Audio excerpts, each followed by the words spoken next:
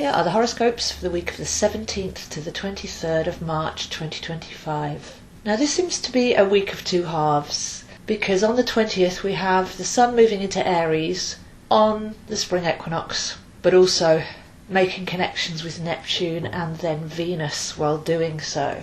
So the first half of this week is kind of Piscean, as the Sun ends its tour of Pisces. And at the beginning of the month of Pisces we had Mercury and Venus and Saturn and Neptune there as well. So 2 weeks ago we spoke about the first pre-shadow aspect of Mercury and Venus, retrograde, first stage in Pisces, the actual retrograde from Aries back to Pisces, and then we'll come to the post-shadow as it happens. But it feels like this week is preparing us to really understand what that crossover point of the equinox is. As the Sun moves over from Pisces to Aries, we start a new zodiac cycle. It's the spring of the year. And one of the very important aspects of 2025 will be at the end of March when Neptune crosses over that point. So I feel that's what we're being prepared for. How to soak up and make the most of Piscean energy, but then knowing how to rinse off in order that we can enter the Aries phase. So Pisces 2 fish, one looks backwards, having gathered cellular emotional memory of each month in the past cycle.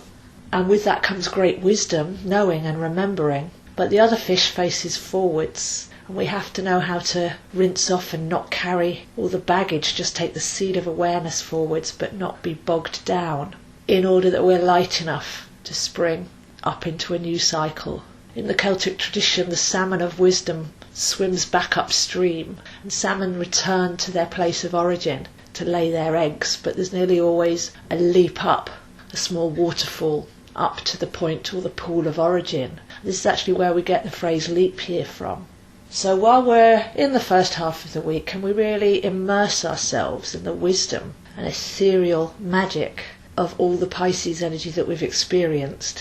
Find the meaning for it, the real reason, but then in the second half of the week get ready to let go of anything that's bogging us down or saturating us, not making us light enough to have a fresh start.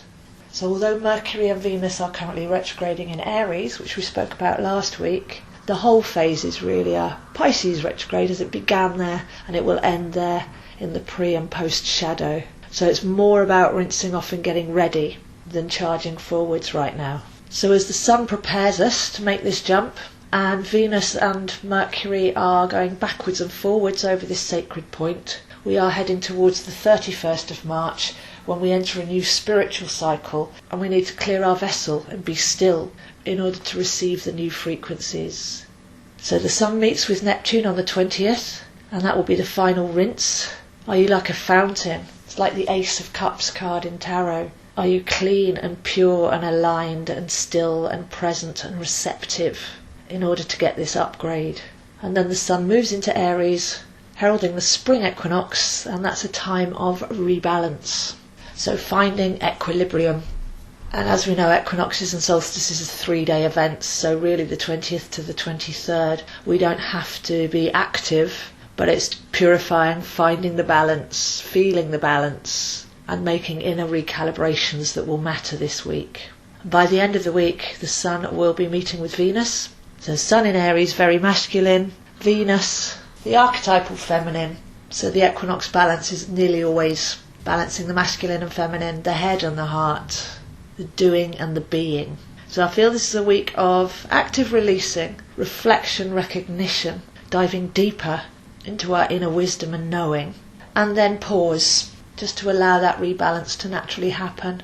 When we let go of something, there's a natural space. The mind can sometimes worry and say, I need to know what I'm doing now, or I need to fill the space with some sort of new project or activity, but that's not quite necessary. I think next week will be much better for that, even though the retrogrades are still continuing until mid-April. So not really a lot of activity, more just consider the end of one cycle, the beginning of another over the next few weeks. What preparation do you need to do? What do you feel you're holding on to? It's actually a good practice to have a spring clean at this time of year, because the act of going through objects that we've gathered, but maybe some that we no longer need or could send to new homes, creating space, bringing up those memories, making those decisions, what stays and what goes on the outside can actually then trigger a mirror process on the inside. So time for spring cleaning, time for balance, making space, purifying our vessel, allowing ourselves to be still as the Aries energies start to come in and start to activate, but it's not yet the time for action. So our mission for the next couple of weeks is doing our own inner work, allowing the retrogrades to take us where they want to take us, noticing the signs, realizing the lessons, not trying to push things in the direction we want, but it being observant and listening and responsive to the signals that we receive. So have a look where 0 degrees Aries is in your chart. That's the main theme for this week. Are there any planets there? Which house is that in? What's going to be activated for you?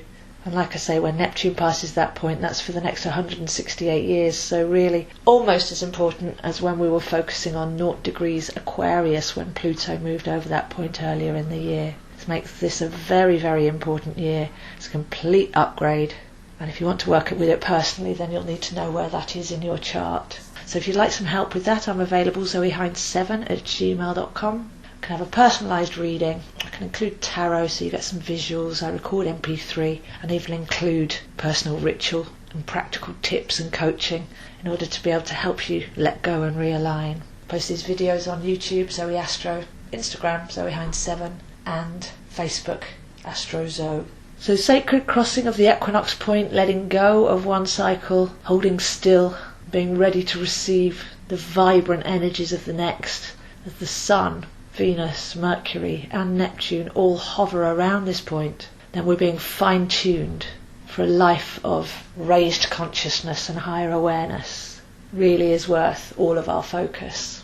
So wishing you an inspiring week, and I'll see you next week.